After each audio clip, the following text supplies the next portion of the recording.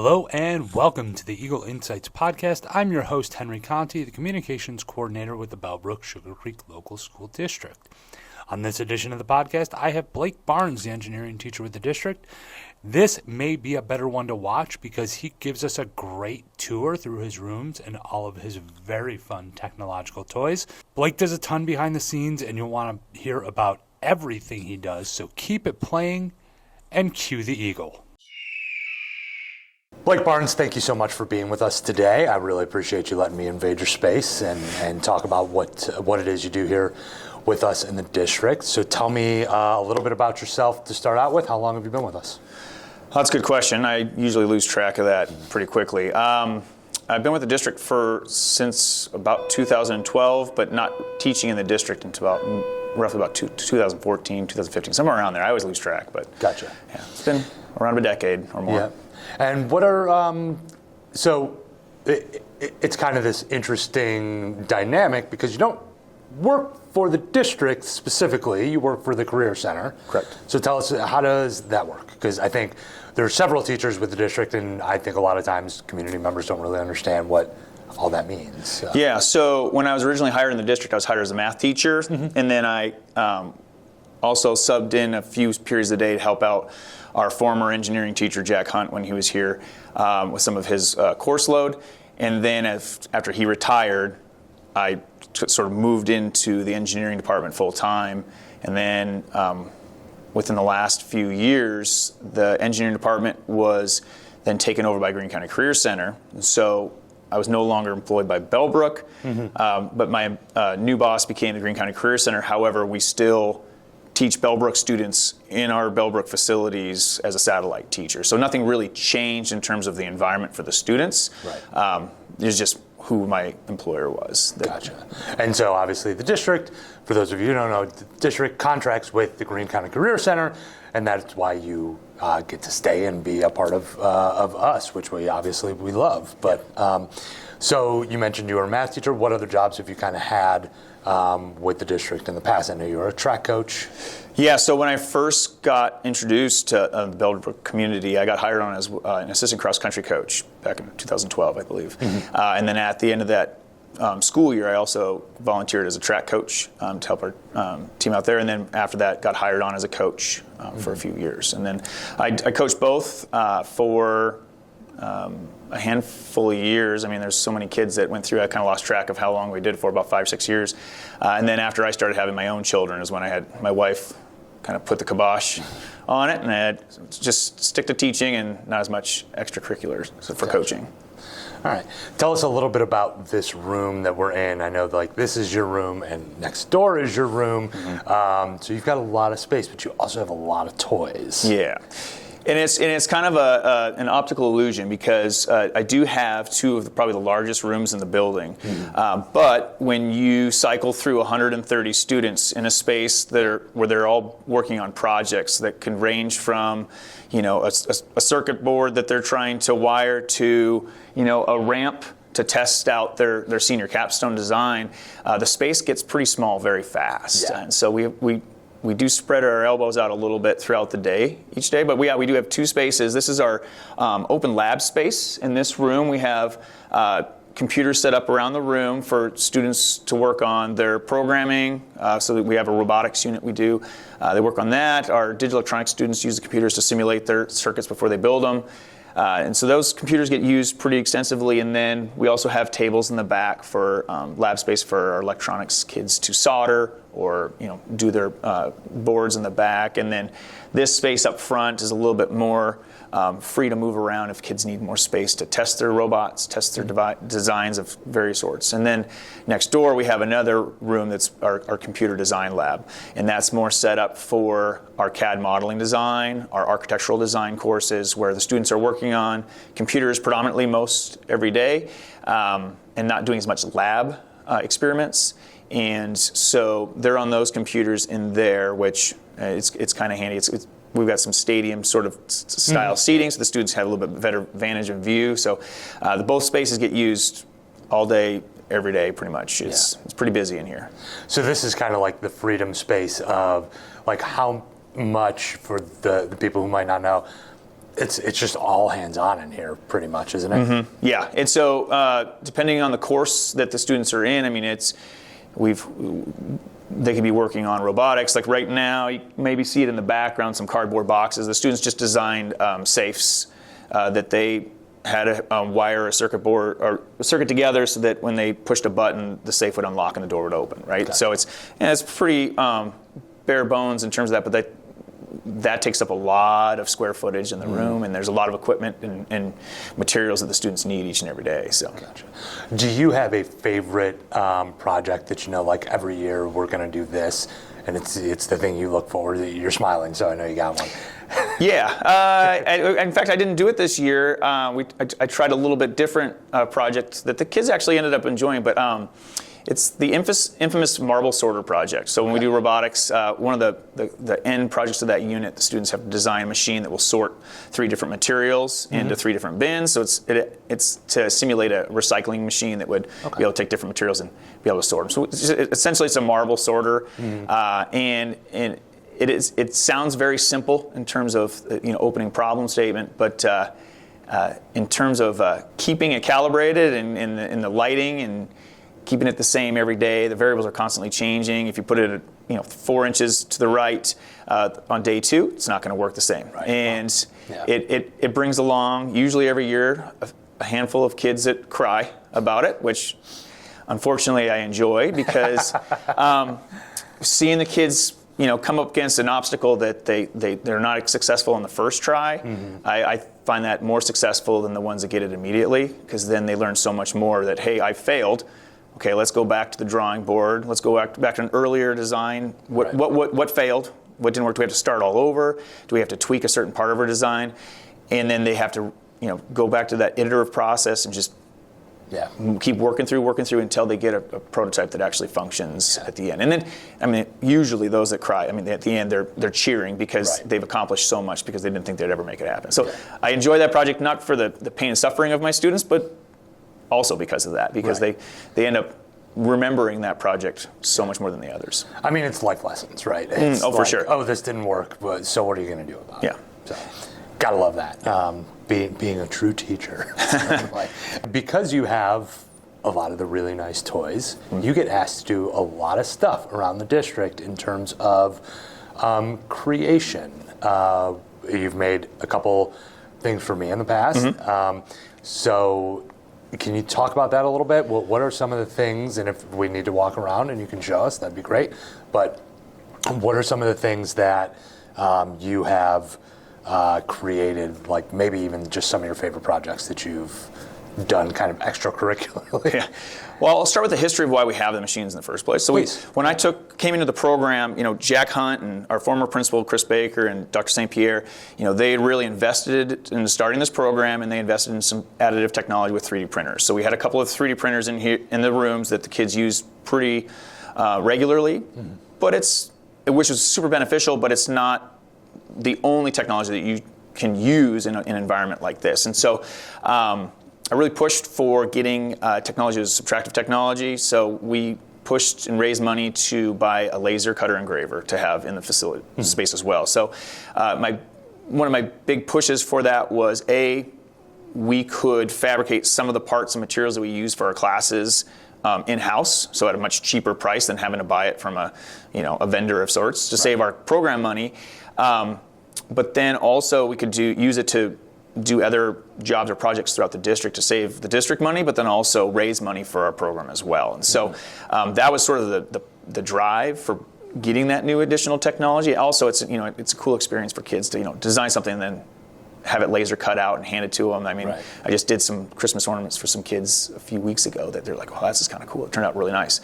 So that was the reason why we brought it in here. As far as projects go,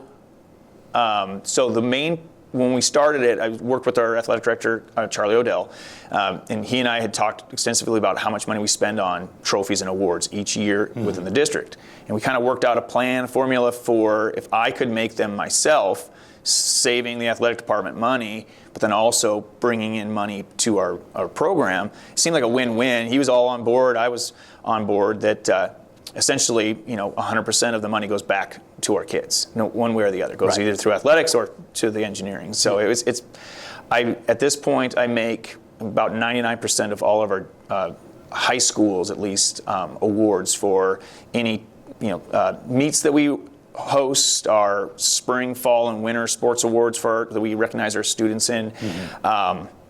So trophies, medals, plaques, the whole gamut that I've been doing for the district for, since we had the laser, essentially. We also have in our facility a vinyl printer, and it's a large-scale vinyl printer that I can print banners, stickers, and those things.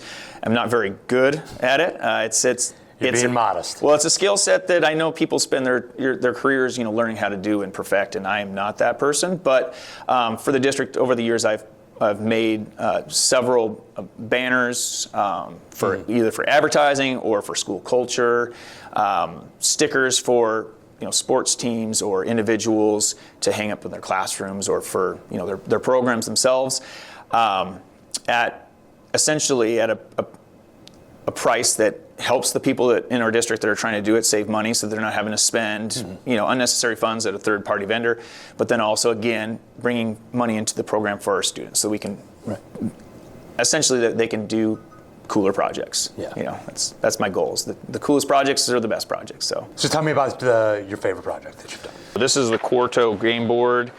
So the students had to recreate this using a drawing file and engraved it onto a lid. They measured some actual pieces, recreated in Fusion 360, and then they printed them off. So there's a set of pieces of various sizes, shapes, hollowed out, not hollowed out, and then on the inside they have the instructions for the game engraved on there.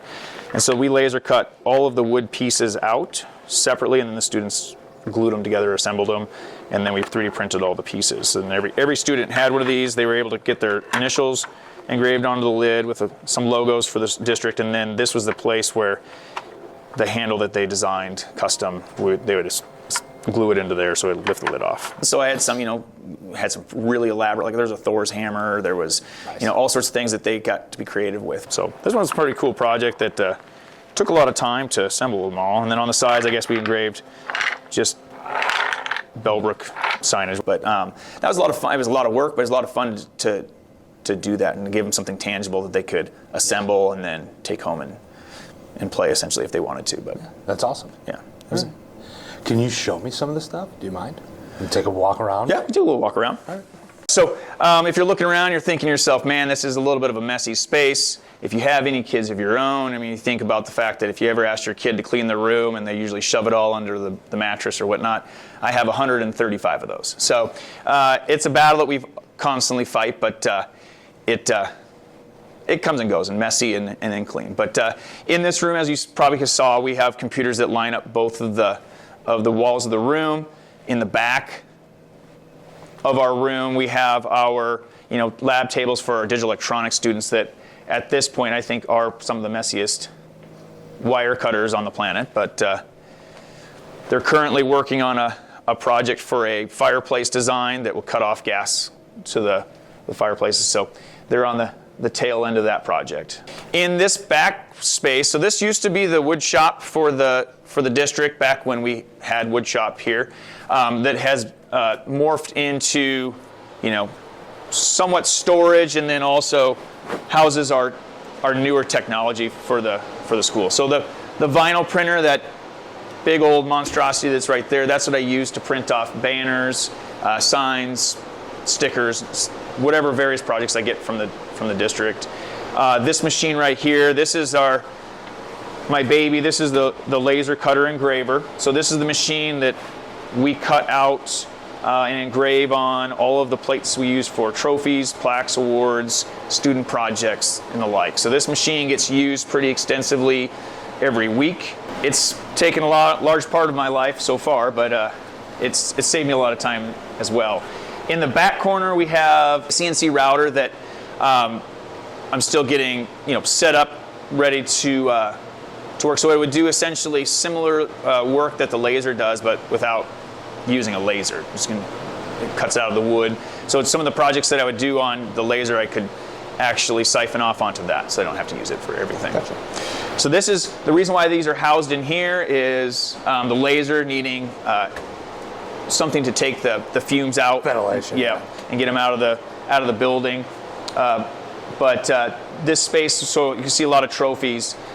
We collect some trophies so we can poach parts to use for future projects that we have. And so if you hear some noise in the background, that's the sound of some 3D printers that I've got currently working right now.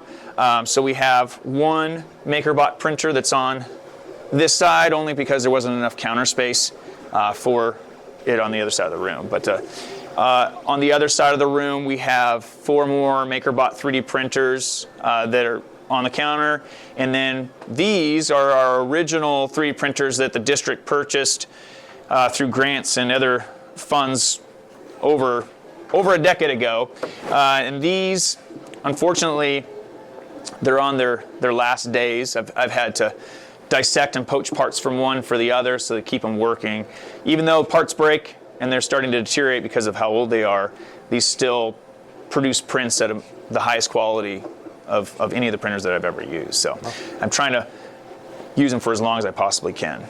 And then these are the other 4 printers that we have that we use pretty extensively each day in our CAD modeling class. Gotcha. Fortunately, I don't have a lot of prints from theirs because usually if I'm printing something that's for the students that they have a tangible piece that they take home and utilize on their own for their own enjoyment. Our senior capstone, they're working on projects that they've been printing some stuff. So that I've got a concept. One of my senior capstone groups, they're trying to redesign the desk chair for individuals of various heights or sizes that would make it a little bit more comfortable. So a couple of guys that are well over 6 feet tall that find that the desks that they utilize aren't very comfortable and or maybe not. I took out, they were saying was used as a stopper so it wouldn't drop, so I just made that fall. But so we 3D printed this out. It looks sort of like a quilt, and that's only because of the size. So their 3D models that they created, we just chopped them up into smaller chunks, and I just printed them on 5 different printers, and so we got a lot of 5 different colors out of it. And then just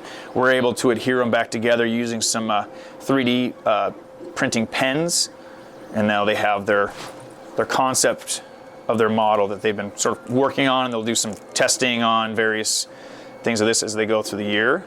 The other groups, you might have saw it when we were walking through the other room. We have a group. They're going to hate me for this because I'm not going to be able to get it down right. We have a group that's working on redesigning the ski boot. So the problem they recognized was walking around in ski boots when you're not skiing is really, really uncomfortable and restrictive. And so they're trying to redesign getting some ankle flexion back into the boot without losing the stability while you're skiing. And so they've made some pretty good progress. They've got the ramp that they've built in there for their testing, and they're currently working on CAD modeling the new designs for the boot. And they've taken some boots that they have, they're cutting them out, all the pieces they want to change, they're going to 3D print and put in the changes back into it and then run tests on it. We also have a group that's doing I don't know what you call it, an add-on for track spikes. So they recognize that we have some track athletes that when they're competing, they get done running, it's really uncomfortable to walk around with their spikes on. And so if you could slip something over top of the spikes where you could walk comfortably without having to take your shoes on and off all the time, so you can walk on the turf, on the concrete, on whatever. So that's what they're working on, designing. And I have another group they have some individuals that are interested in riding dirt bikes. And the big problem is if you wanted to ride your dirt bike outside of a dirt bike park, you've got to put on all these extra accessories that makes it street legal. Yeah. So their current problem is trying to create a kit that can transfer a dirt bike into street legal to dirt bike ready for the parks. You don't have the extra stuff on there when you're trying to ride through a course. And so they're running through CAD models, printing and testing out pieces for that. So it's something that's quickly transferable between street legal and not street legal so usually with the senior capstone we get students that they find something in their life that interests them, and then they get some other group members that tag along for the ride, and they work the whole year trying to find a solution to a certain problem. The last group, they came up with a project that of like reeling up extension cords or Christmas lights, how much of a pain that is. And so understanding that there are products on the market, but they want to create something that they could reel up something very quickly, but then also not have to buy a separate piece of plastic to hold that cord reeled all the time. And so their current design is, they've been prototyping it right now, is that they can reel up a cord and then detach it from the reel pretty quickly and easily, so that you can move on to the next one. So when you're hanging or putting away all your Christmas lights, you're not spending an eternity trying to untangle everything because they're already rolled and reeled. So if it works, they get an A from you because I'm going to use it. I tell them every day whenever I'm rolling up Christmas lights or extension cords, I'm like, man, I really could have used your project. Let's get moving a little quicker on it. So there's the 5 projects we have in our senior capstone course. So like I said, at any given day, we have students that are 3D printing objects, trying to laser cut objects. They're using power tools to build things or destroy things or cut whatever.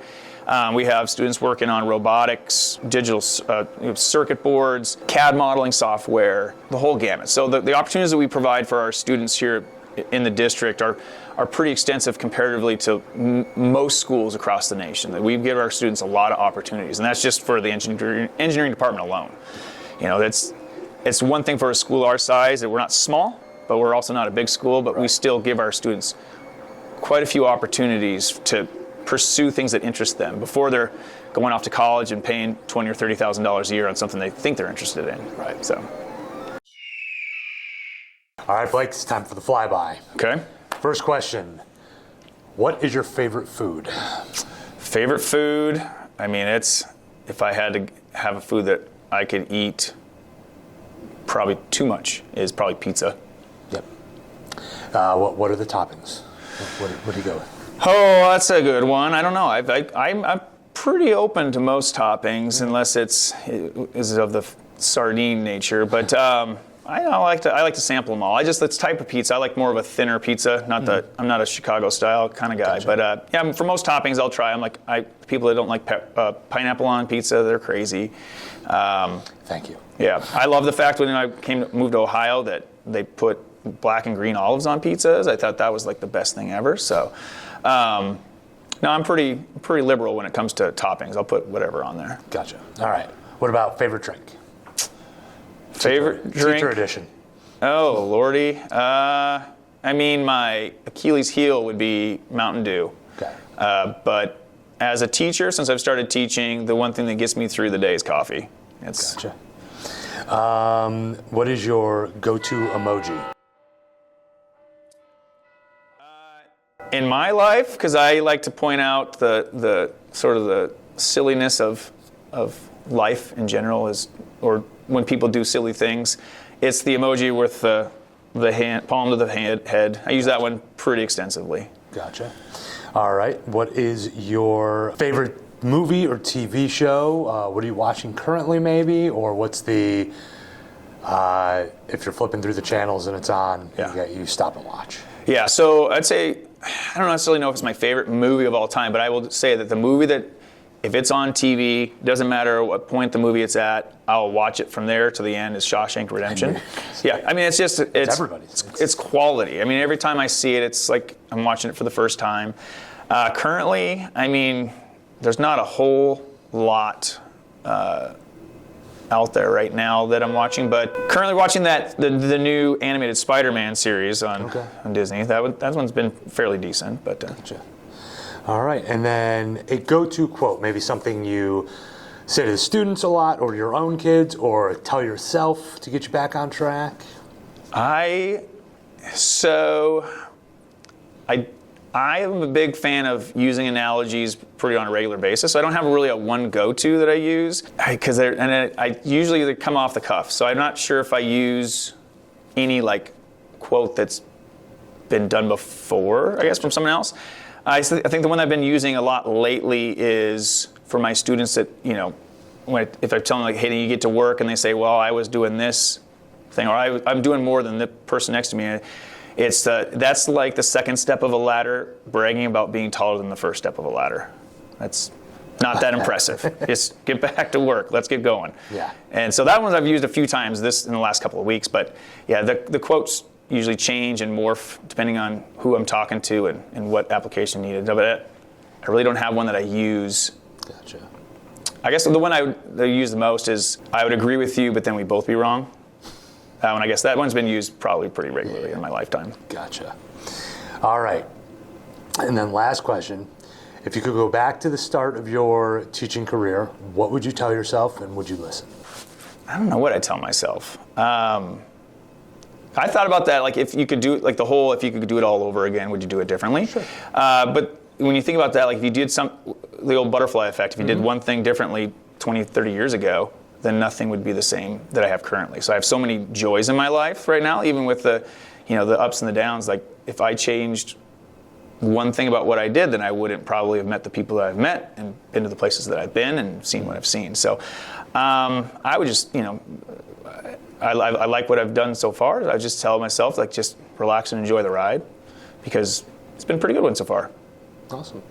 Thank you very much, Blake. Yeah. Appreciate it. No problem. Well, Blake certainly did not disappoint. He is one of the most willing helpers around the district. He always does what he can to use the technology at his disposal to make things easier for everybody. All that being said, on to the ego droppings. On February 20th is the Concert Band Festival. On February 25th, Stephen Bell has its kindergarten parents meeting. On the 26th, the Health Moves Minds Family Obstacle Course Night. On the 27th is the Board of Education meeting, this one at BCI.